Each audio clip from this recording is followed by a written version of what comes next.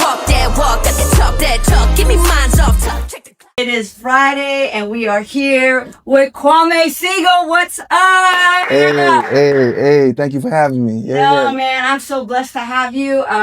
We always do a walkout song here on Football is Sexy, and I said, what do you want it to be? And you throw on some Shiesty Summer, and here we are. Look at you looking fly. I just wanted you to know I try to match your energy, and I did not know you were going to wear gold, but look at this. Hey, you killing it, though. You doing the thing with the levers on, the dunks. Because I see the way you move on those red carpets. I was like, I'm going to put this velvet little situation on and roll. Good, yo. But let me give you a proper, for the people that don't know. This is Kwame Siegel. He is a correspondent of BET Plus, NFL Network, the Bachelor of Comedy, Baltimore Prince of Comedy, and I say King of Fashion. And it is only right that you are here on Football is Sexy because you, my brother, fit right in.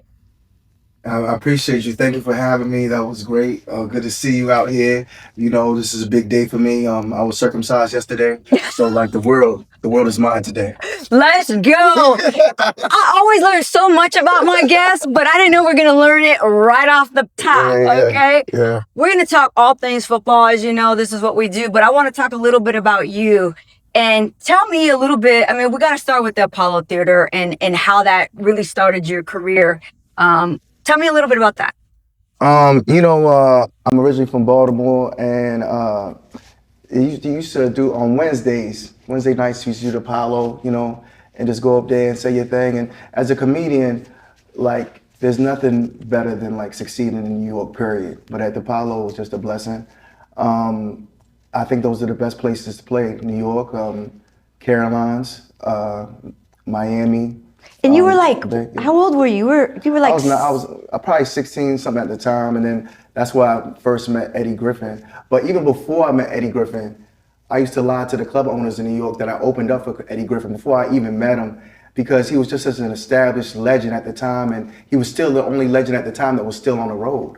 And so I just said Eddie Griffin, and like, even, we're best friends now. He's my brother, my uncle, my godfather, everything. And so it's just like, Eddie, I used to like lie and tell people that I opened up for you just to get on stage. Like, I know, nigga, fake it till you make it. And he always but it's crazy just how you have to speak the power of the tongue to speak into existence. I love that, and I heard that about you. That you I call it pre-planning. Yeah. Right. You manifested that, and when I heard that about you, I related, because I don't know if you know this, but I told everybody in 7th grade that not only would I meet Prince one day, the musical legend. Yeah. I literally said this: he will send for me. And all of my 7th grade people first were like, "Who's Prince?"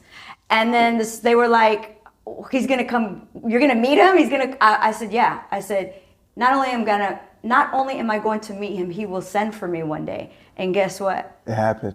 It happened. He sent for me, and I have a lot of Prince stories. And because you're a musician, right? I started out in music, right? Yeah. I was on Soul Train, center stage. I always have to say center stage, because if I'm be on Soul Train, I'm not going to be on the dance. I want to be on the stage. Went down the Soul Train line, all the things. You do look like one of Prince baddies, like an Apollonia or something like that. I could see that. I could see you I'll fitting take into that. I could see that. Thank you. I'll take that all day long. I used to hang out with Vanity. Wow. Shockingly enough, I never met Apollonia, but Vanity, we used to kind of hang out. We actually went, it's a free podcast. I say whatever I want. So I'm sober 17 years. Congrats. I actually went, thank you. My very first meeting was with Vanity. Vanity took me to my very first meeting in Sherman Oaks, which is crazy. I didn't get sober then, but let's not get crazy. But so I have a whole Prince thing, which I wanted to bring it back to because Charlie Murphy.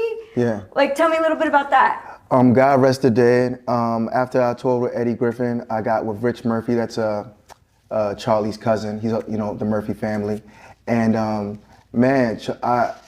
they'll tell you that I could really make Charlie laugh, and that's such an honor to me.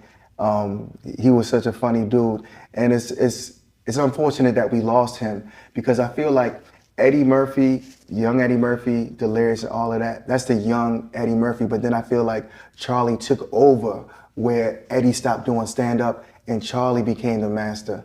I mean, people don't understand, like he was just getting there. Like, I mean, he could always make us crack up in the green room and we'd be like, yo, Charlie, why don't you talk like that on stage? And he started getting to that knack, like, you know what I'm saying, to really, really get in that lane where he was just a master.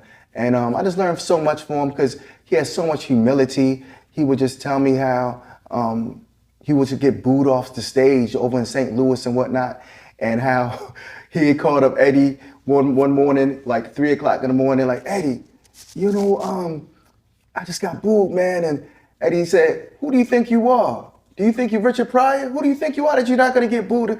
Everybody got booed. Now, leave me alone with this shit, nigga. And Eddie hung up on him. But no, but Charlie had that kind of humility to even share those kind of stories, because as comedians, we go through so many battles. You know, we're battle tested just through audiences and whatnot. And so just to learn from Charlie, hear all the stories, and you know, because when Eddie was in his prime, like Charlie went to prison and he became like a 1%er in prison and whatnot. And you know, he's experienced so much, and he was still a street nigga. Like he was still like walking around with like 7 stacks in his pocket. Right. Like he was like he was a wild one. So just learning from him, And I think everybody knows the Charlie Murphy, the Prince story, right? Oh yeah. He always tells Prince stories. For some of the youngins, can you give us the bullet points? It's a story for, if you don't know this, you got to look it up. But it was famous back when we were growing up. Well, yeah. I mean, you know, just Charlie was like, became his own socialite, being, you know, a famous brother in town with Eddie Murphy at, you know, his height of fame, Beverly Hills Cop and whatnot. And they would hang out with Prince, and Prince would cook them pancakes, and they played basketball and whatnot. But what's so funny is that fast forward, when I used to tour with Charlie, I remember we did a show at the Brea Improv, and like Charlie's youngest brother, Vernon, had this celebrity housewives show. It was like a celebrity show where they like Jose Canseco's ex-wife. Oh yeah, I remember. Eddie Murphy's ex-wife, Nikki. Yep. And Prince's ex-wife. Maite. And it was like, I remember coming into the green room after, you know, opening up for Charlie, and I remember Nikki saying I was so funny. I was, you know, caught my mother like, you know, Eddie Murphy's wife thinks I'm so funny, And, you know, Prince's wife was in there, you know, Sadiddy and whatnot. But it was just surreal, you know, all this talent, all these people in such a small world. Oh my God. And Prince, just so you know, we're the exact same size, and we were the exact same shoe size. Wow. You can ask me how I know that, but it's in the book, right? Okay, it's in the next 5. No, I'll tell you. So my time, I did finally get to meet Prince. And the reason why I brought that up is because you talk about Charlie Murphy, they used to play basketball together. And they were like, Prince literally not only played basketball, but he played in his high heels and still fucked them up. Oh, I know about it. I know it was the high heels. You didn't know that? I know he played in high heels. Oh, yeah. And when I was with Prince at his house, he actually offered to make an apple pie for me.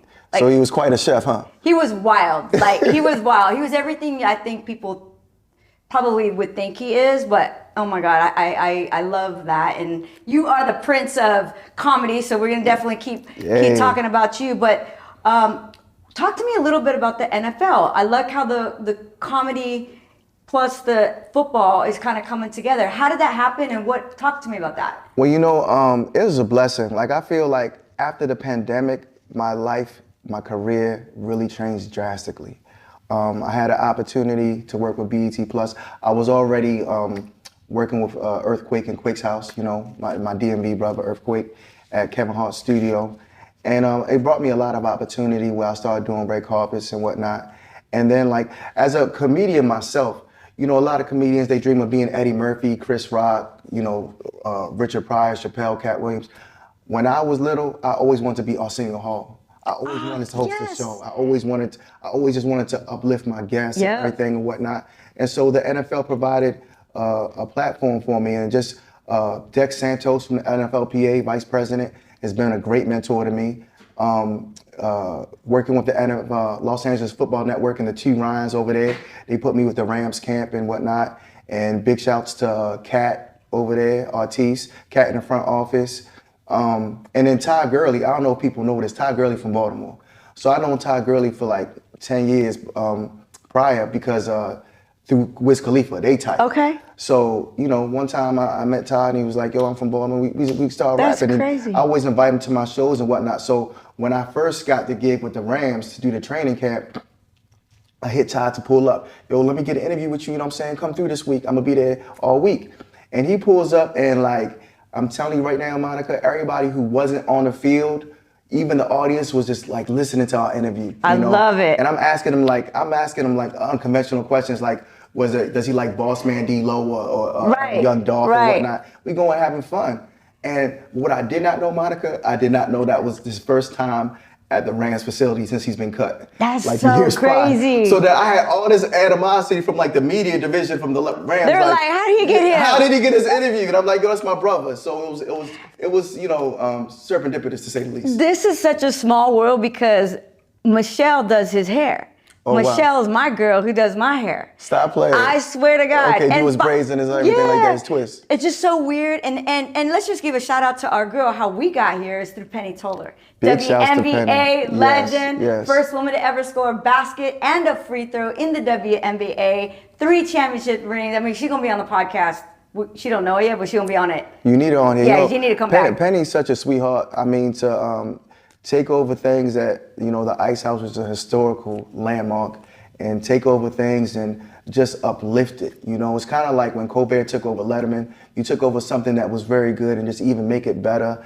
I mean, that chandelier in the green room and just the hospitality. Right. And just even, I think with Penny is, she didn't know all the comedians. You know, she knows the famous ones, of course, because she's already, you know, in the Lakers vicinity. Right. But to just all treat us the same, meaning that all with respect and just trying to get to know us. And she's, you know, just a beautiful person, but we need more spirits like that. Like that's truly what I see in Penny. 100%. And she's actually the president of Football Sexy as well. Hey. Yeah, I'm smart. Hey. I know what's You up. know what you're doing. And you mentioned Arsenio Hall. I love him as well, and I got to get him on here because he's a diehard Brown fan, and I would feel like I always want to talk to the fans that like are Jet fans or Browns fans. You have to have a sense of humor to still be a fucking fan of the Jets and Browns. Am I wrong? Am I wrong? You do. Well, let me tell you this real quick. Let me tell you this quick thing. So what do the Ravens and the Orioles have in common? That's not just them being birds. Oh, God. You're setting me up. You're going to get this. You're going to get this. I don't know. Okay. They both they both begun their time as Browns. The Ravens were the Cleveland Browns, and the Orioles were the St. Louis Browns. Oh, okay. Yeah. Look at you trying to bring me on game. Okay, come on. You know, sports trivia, right? I see you. Yeah. Well, we got so much to talk about, but let's switch it over to what's going on in the NFL right now. Right. What the Helly? Oh, man. And being a bachelor, I'm assuming you're still a bachelor. Yeah, I'm outside with it. I don't want to be all in your business, but Shaun Alexander, running back, great for the Seahawks, just announced this week that he's on his 14th child. He's got almost 3 NBA teams. That's one way to look at it, right? What the fuck? I'm just saying, and we got to interview him at Super Bowl on Meter Row last year, and he was on 13. I thought he was done. 14, Bachelor of Comedy. How do you feel about that? Talk to me. I mean, I'm the pull-out king, so I don't have those kind of problems. I can't relate. But I mean, brother, come on, man. It's very expensive. Enjoy your wealth. Enjoy your wealth. Breaking it down to all those baby mamas is a lot. Because, you know, working with Eddie Griffin, Eddie Griffin had 9 kids. I think he might be at 10 right now. I don't know, 9 or 10. And it's like, these are millionaires. But you have to also understand, it's like, when you pay those baby mamas, now it's just that's alimony, but you got to pay their rent, you got to pay their tuition, this kid's tuition, everything like that. You know what I'm saying? It's a lot. See, I don't have to worry about these things. But I'm just saying, this is nice. And can someone look it up? I think Shaun actually has all of those kids with, I think he's married. I need to figure out, but I don't know that there's a lot of baby mamas. It doesn't matter. It's still 14 kids. I mean, there's at least 6. Yeah. I mean, if it's 14, it's at least 6. All right, what's the over and under? What's the over and under? And then I'll have my team find out. What's the over and under? Give it to me. I would say over 6. Over 6 mamas. Over 6. Okay. At least. Can Ben let us know? Yeah. All right, we're going to get back to that. Now, I know you're a Raven fan. Yes. And I know we were texting a little bit on the game the other night. Man, oh man, I had to put him on here. What the Helly segment? Derrick Henry, Yeah. my guy, fumbling 2 games in a row. Yeah. Tell me, what is going on and how are you going to fix this? And do you really think you're going to get to the Super Bowl with this kind of defense? I'm just saying. You know what? I think it's the universe right now, like giving us this kind of adversity. So by the time the playoffs comes, we'll be on point. Like everybody knows we have the best team on paper and we have the best team on the field. That Bills loss first game of the year, it could have easily went to us, of course. But I think through this adversity, we're going to learn, and we're not going to be big-headed and think that we got it all. And we need this. We need this because if we went undefeated right now, we're going to beat the Chiefs, no problem. But I feel like if we went undefeated right now, we would have really been gassed up by the time the playoffs come, and that's what we don't need. It's all about peaking at the right moments, Absolutely. right? And a lot of times, I always tell people, you can sleep on my team in the first 4 games, but it matters middle in what happens. That's why my poor boys were injured. We're so injured. My Niners were so injured. Yeah. But I'm not worried because it's still early and somehow we squeaked out 3 wins anyway. But you got to peak at the right time. We got to over and under? 1. 1, baby mama. I told you. 14? Yes. In 2025? Yes. Let's give it up for Shaun because Shaun got 14 from the same woman. I told you. Oh my goodness. Woo! Like I thought that stopped happening in the 40s. I did not know the people were still doing that. That's love right there. Wow. That's love. Interesting. So, you know what? We got to have his wife on. I don't need Shaun on. I need to talk to Mrs. Alexander. We'll put that on the next. But back to before we go too far away from the Ravens, Derrick Henry. I just want you to know that I think he was one of the best running backs, and I was shocked that Dallas didn't pick him up. He ended up on the Ravens. You've got one of the best quarterbacks in the game. You got one of the best running backs in the game. The best, correct? Okay, I'm just saying. Yeah. What do you think he needs to do mentally to get through the fumbles? You know, I just think that, first of all... That's not normal. First of all, that strip fumble was different. Okay. It's coming from the back.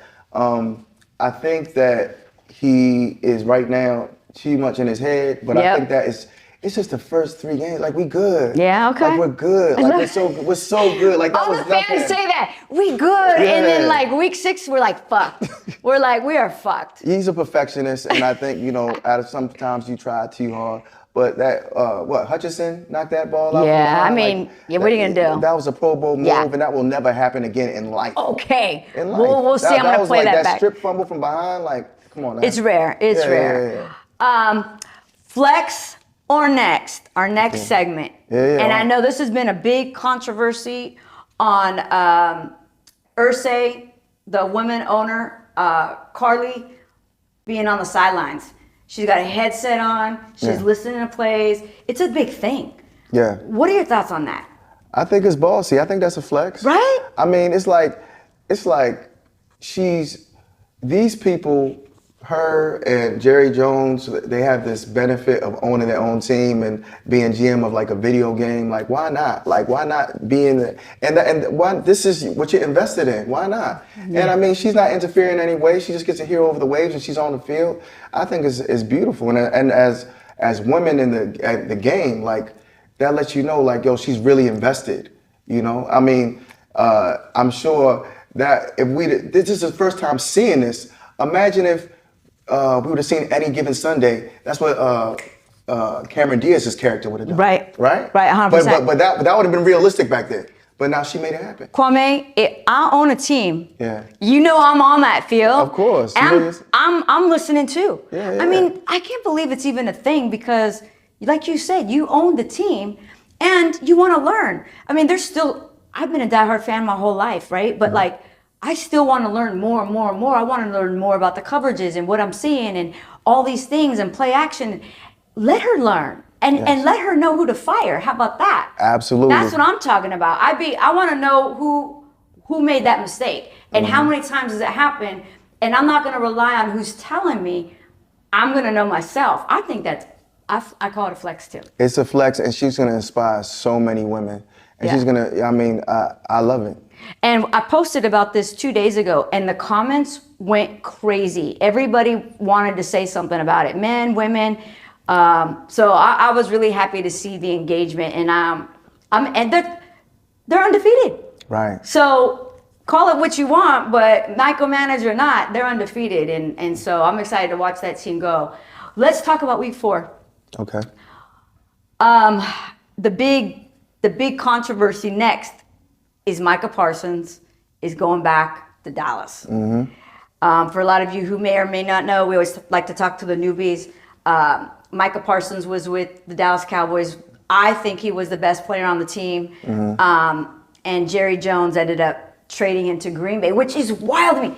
If I'm going to trade you, you're not going to be going to my rival in the NFC. You're going to be going to, like we traded some of our players, you're going to be going to the AFC on a shitty team. But he sent him to Green Bay, who was, in all intents and purposes, a Super Bowl contender. And then you gave him your best player. What in the Helly? That we could have put that on what in the Helly? Kwame, what do you think? That's fucking nuts. Well, I mean... Or is it not? Or is it smart? I really feel like, people give Jerry Jones a hard time. You get 2 number 1 draft picks. Late draft picks. Late draft picks. Well, late draft picks, Okay. but I mean, you never know. You could always trade up. You could always use those for benefit. And I mean, Michael Parsons is a beast, but I don't think he, is the best defensive player in our league. Okay. I just don't. Okay. You get what I'm saying? And I just feel that the future will tell. I mean, of course, for Green Bay, you winning. You did your thing. But they lost to the Browns. But go ahead. Yeah. That's great. That's why I love this game. You're like, wait, you just lost to the Browns. Well, like I said, it's so competitive. That's what's so beautiful about this league. It's so competitive, and that's why we say any given Sunday. Right. And that's why they play 17 games. And that's why we'll never see anybody ever go undefeated again. There's so much competition around field. Yeah. So much competition. And I mean, that's what makes it fun. Yeah. Right? So you're on the Jerry Jones. You okay with it? I'm not really agreeing with Jerry Jones, but what I'm saying is it's not that bad. Like I understand where Jerry is. If he keeps on rewarding these, these markets like what, paying Dak and paying everything like that, you're just going to be out of money. Right. Mike Parsons can't be replaced, but you can get some top tier players. Yeah. Well, we'll see. Like you said, time will tell. And Green Bay, I will be locked in on that game. The Green Bay, and obviously because I'm in the NFC, so I want to see how that goes down. But we're also, you have a big game against the Chiefs. Yeah. Well, do you consider that a big game or not? Is it like this right now? Is it right? Is it like the Chiefs? They don't even. I mean, what do you think?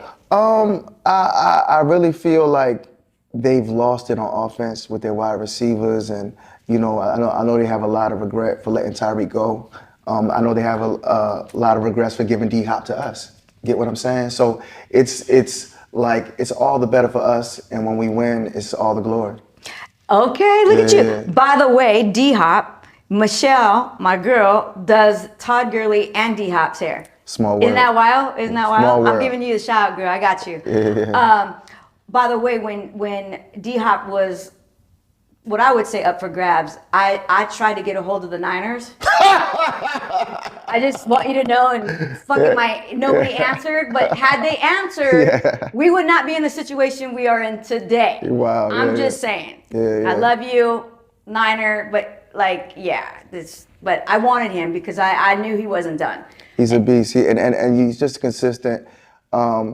He reminds me of when we had Anquan Bolden at the time. Like just somebody who can just catch, a possession receiver. And he's got a couple touchdowns for us already. And I just imagine the mentorship that he's giving Zay Flowers right now. Like I said, we just getting started.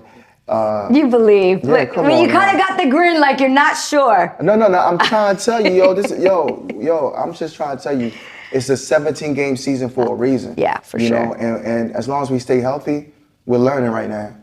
Do you remember, since you're a Raven and I'm a diehard, do you remember that Super Bowl, that hardball Super Bowl? Oh, you mean where when we y'all beat y'all? When y'all cheated? No, when the lights went out Beyonce for performed, 2 fucking and hours? And y'all put the lights out? Yeah. That's so wrong. Yeah. And you did it to your own brother. Like, what the hell? Hey, man. That's so wrong. It worked out for us, It worked out for us, And that's crazy because we met in New Orleans, and that was the last time the Super Bowl was in New Orleans. And we forgot. I was like, wait, how do we have his number? This is so weird. We forgot. Yeah, small world. That was But that was a great Super Bowl. And what was crazy is that, the Chiefs had an opportunity to have some fans pull up, but they didn't. Like, it was 90% Eagle fans out there. Yeah. That was crazy. It was out of control. Let's talk about the Eagles. Where do you think they're... I mean, well, give me your prediction for really. And I The know Super Bowl? Yeah. I think it's going to probably be most likely either the Rams or the Eagles on the NFC side, and of course the Ravens. Did you just say Rams in front of me? I'm here. Okay, I'm just kidding. I'm with it. Hey, that's going to be a big game Thursday night. Let's talk about that.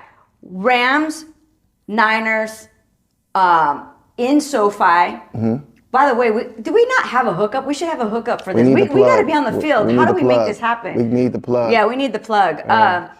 Tell me, what are your predictions on that big NFC West game?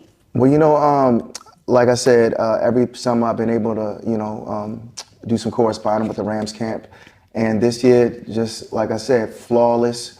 I got a chance to speak to Sean McVay's father, Tim. Okay. We spoke for like a half hour, just telling me, how he was as a child. He was always, zoomed in and like bugged out about everything, and really like passionate about the sport. And one thing I notice is they don't drop the ball. Like, everything's in sync. They play a lot of trap music during practice. Do they? They have fun, good times, and just all athletes and everybody just having a good time, and it's, straight to business. And it doesn't surprise me the success that they're having. Now, your 49ers, you kind of banged up. You got Purdy's hurt still. We're in the ER. Yeah. Like, yeah. On life support right now. Man. And so, I mean, it's always looking to the Rams' favor, but that's probably one of my NFC picks. So a lot of people don't know. I'll take that. It's always a grind. Whenever we play each other, it's a playoff vibe. It is just one of those divisional rivalries. What a lot of people don't know, that I actually have Rams ties. My grandparents, who I love more than anything in the world, by the way, they were madly in love their entire, from like 14 to when they passed at like 98 years old. They had this beautiful love story. They were diehard Ram fans. Okay. Diehard. They had 50-yard line season tickets.